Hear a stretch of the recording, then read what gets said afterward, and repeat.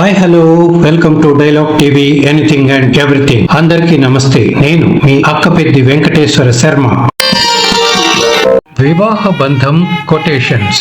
Popular writers అద్భుతమైన మాటలు. పెళ్లి, షాదీ, వివాహం ఏ భాషలో చెప్పినా పెళ్లి అంటే ఇద్దరు ఆడ మగల్ని ఒకటిగా చేసే అందమైన వేడుక. పెళ్లిని గురించి ఇప్పటిదాకా ఎన్నెన్నో డెఫినేషన్స్ వస్తూనే ఉన్నాయి. ఈ వీడియోలో పాపులర్ రైటర్స్ తమ నవలల్లో పెళ్లిని గురించి ఏం చెప్పారో ఒక్కసారి తెలుసుకుందాం.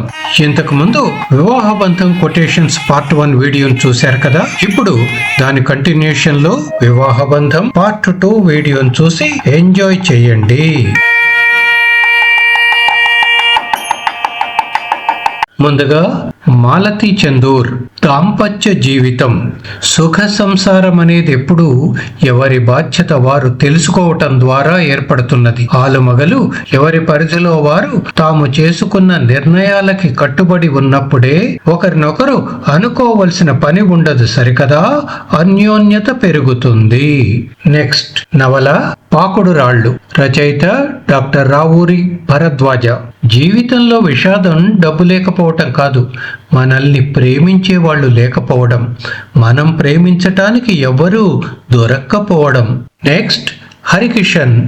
జీవన విహంగం, జడ్జిమెంట్. అగ్ని సాక్షి, సప్తపది, మాంగళ్యం, మూడు ముళ్ళు, భార్యాభర్తలు, వైవాహిక జీవితం ఇవన్నీ కూడా మానవ జీవితానికి, మనిషి మనుగడకు నిర్దేశింపబడిన ధర్మ సూత్రాలు.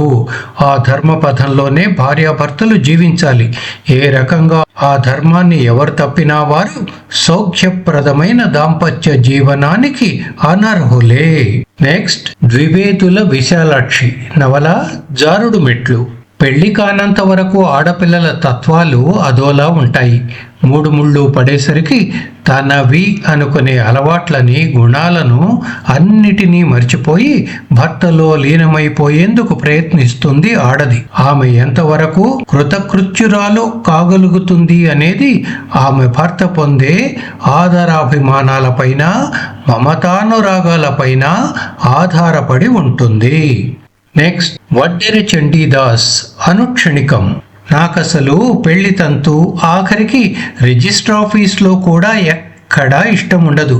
కలిసి ఉంటే అదే పెళ్లి. పెళ్లి మనసులో జరుగుతుంది. తర్వాత స్వేచ్ఛ. రచయిత్రి ఓల్గా.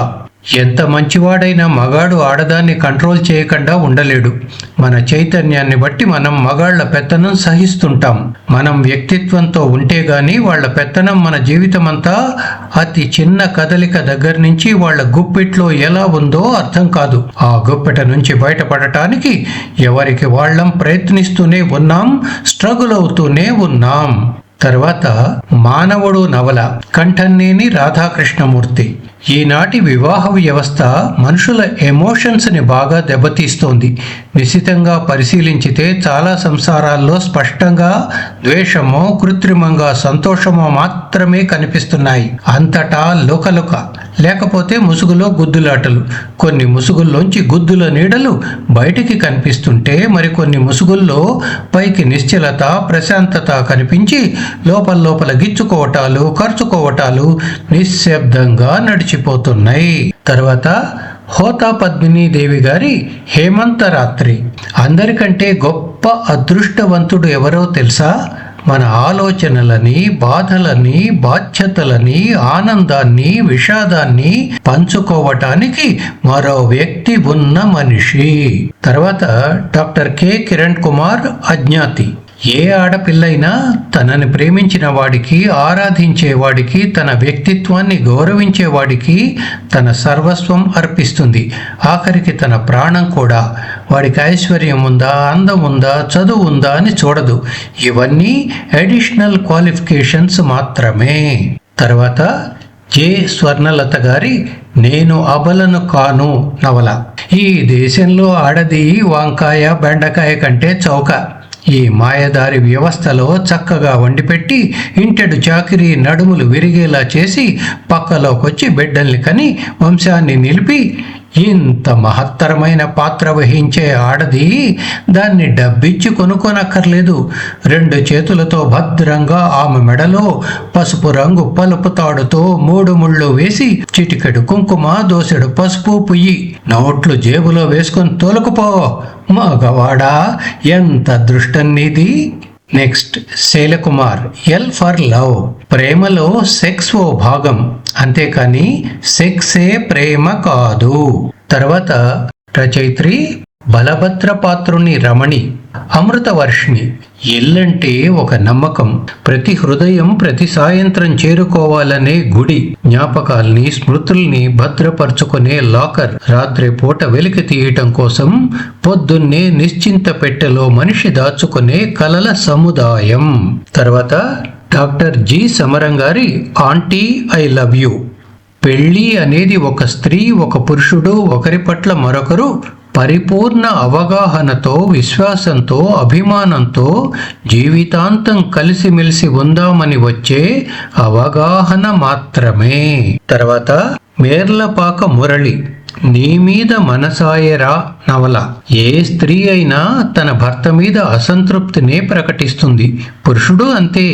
ఇతర స్త్రీల మీద చూపించే సానుభూతి, జాలి, ప్రేమ తన సొంత పెళ్ళం మీద చూపించడు.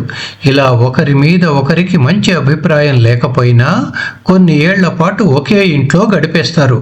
అందుకే ఈ పెళ్లిళ్ళని కొంతకాలం పాటు నిషేధించాలి.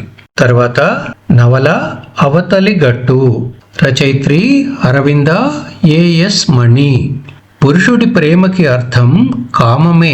స్త్రీ మాతృమూర్తి కనుక కామించటమే కాక ప్రేమించగలదు. స్త్రీకి కావలసిన స్వేచ్ఛ నీతి దూరంగా బ్రతకటానికి కాదు, అవినీతికి, అసూయలకి దూరంగా ఉండగలగటానికి. పురుషుడితో ఇష్టం లేని సంబంధంతో మనసుని చంపుకుని బతకనవసరం లేకుండా విముక్తి పొందటానికి స్వేచ్ఛ కావాలి.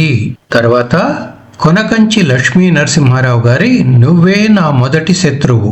భార్యాభర్తలు సమాన స్థాయి తెలివితేటలతో, అభిరుచుల్లో, ఆలోచనల్లో వైబ్రేట్ అవటం అన్నది చాలా అరుదు. అందుకు ఇద్దరిలో గొప్ప అండర్స్టాండింగ్ తో పాటు ఎంతో మానసిక పరిపక్వత ఉండాలి. తర్వాత మాగుంట దయాకర్ గారి 6-9. ప్రపంచంలో మనిషికి మధ్య, చివరికి భార్యాభర్తల మధ్య కూడా విభేదాల్ని సృష్టించేది అందరూ అనుకునేట్లుగా డబ్బో, సెక్సో, మరోటో కాదు, స్వార్థం. తర్వాత చీకటి తెరలు. రచయిత కప్పగంతుల మల్లికార్జునరావు. విడాకులు తీసుకున్న భార్యాభర్తలిద్దరికీ చట్టరీత్యా పునర్వివాహం చేసుకునే అవకాశం ఉన్నా వాస్తవానికి ఆ అవకాశం పురుషులే హెచ్చు సంఖ్యలో ఉపయోగించుకుంటున్నారు. అంటే పురుషుడికి వివాహంతో పాటు బిడ్డల్ని ఇస్తోంది చట్టం. స్త్రీ వివాహం చేసుకోకపోగా బిడ్డల్ని కని గొడ్రాలుగా బతకాల్సిన దుస్థితి పడుతున్నది. ఇది ఎలాంటి సామాజిక న్యాయమో ఆలోచించాలి. తర్వాత పోల్కంపల్లి శాంతాదేవి గారి సుమలత నవల. అసంతృప్తిలోంచే పుడతాయి సమస్త దుర్గుణాలు.